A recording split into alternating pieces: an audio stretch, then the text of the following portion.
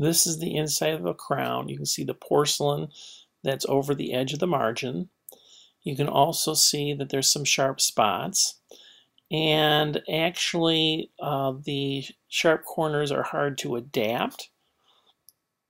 And here is a little bit of gold that was burnished, or metal that was burnished into the margin, and it just kind of flakes, and it went beyond the margin.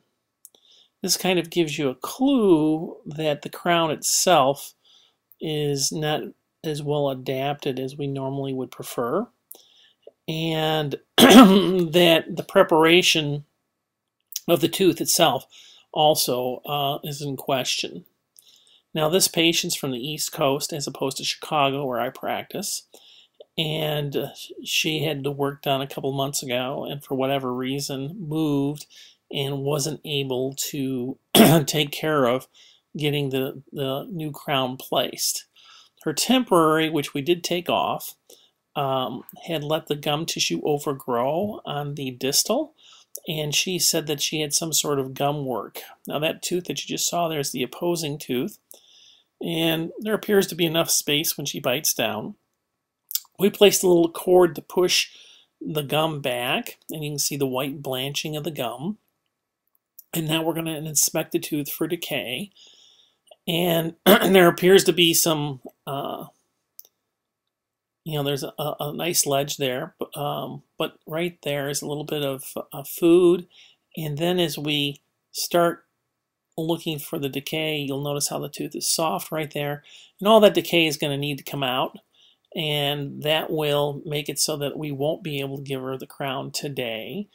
And it's also possible that the tooth won't be able, or the crown won't fit whenever you add something like that. We could try adding cement into just the space if it was small enough. Our preliminary try of getting the crown to fit seems not to work, so we're taking a 330 burr and polishing the edges. And this particular tooth was electroplated, and it looks like it's gold, but really underneath it is a material that is either noble metal or possibly white gold. Reason that it's often electroplated is to increase some sort of bonding material, depending on the type of cement that's used. And with the little retention on the lingual aspect of the tooth, that would certainly increase the likelihood of the crown staying.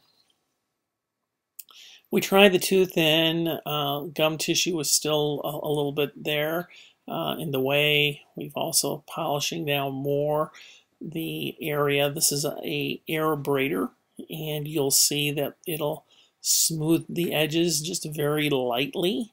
It's 27 aluminum oxide powder, 27 micron, and we're just very lightly touching any spot that appears to be a little bit on the rough side, and we will see if it fits.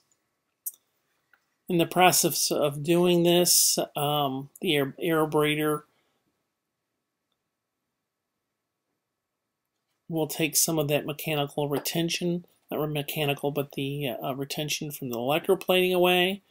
But if the tooth doesn't fit, it doesn't really matter how well it bonds.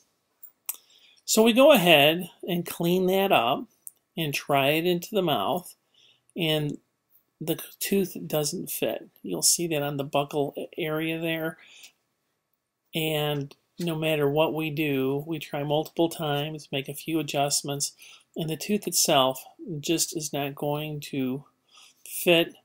The patient is going to need to talk to her dentist from before, see what sort of accommodation that she can get in terms of the work that was done, and possibly he'll do a full refund.